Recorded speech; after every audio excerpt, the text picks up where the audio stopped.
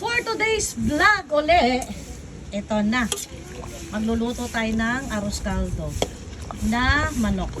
Hinihintay ko lang kumulo ito guys para matanggal ko na yung dahon ng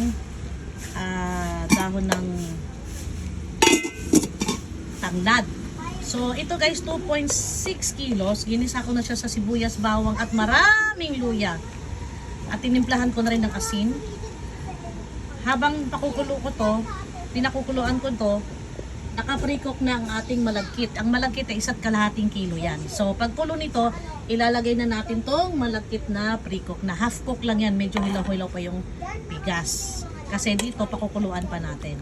So balikan natin hanggang sa kumulo ito para matanggal ko na ang dahon ng tanglad. Ito naman, ang iba naglalagay, yung iba hindi. Ako mas gusto ko maglagay kasi mas masarap at mas mabango. So ayan na, kulong-kulo na ang sabaw. So panahon na para ihaon sa iahon. Sa kahirapan ang dahon ng sayang yung Ricardo. Sayang yung mga ano. Para iahon na sa kahirapan ang tanglad. Ayan. Ay.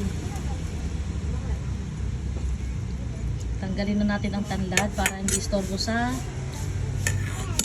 malagkit. Pag ilagay na natin malagkit. Bango guys. Sus ko nandito lang kayo. Ang bango. Amoy na amoy arroz caldo na.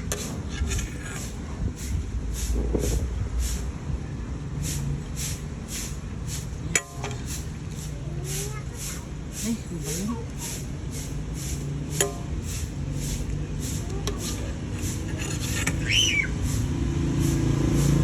Yan. So, ilagay na natin ang malagkit.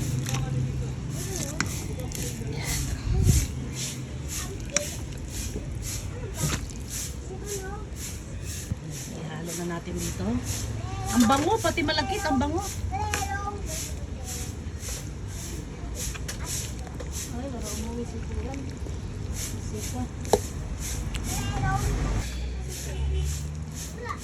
Ito na.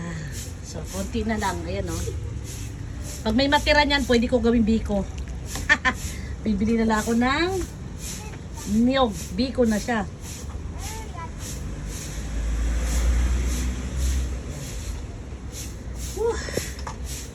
Haluin lang natin. Para well combine ang malagkit plus ang ating karning manok.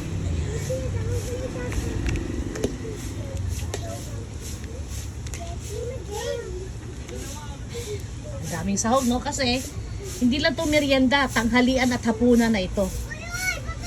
Yan, kuha pa tayo kasi marami pa.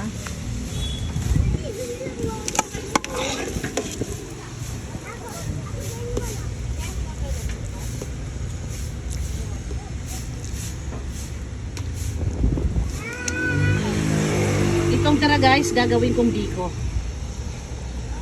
Jawab! Ab! Jawab! Wala dito. Nasaan? Saan nyo iniwan? Saan nyo iniwan?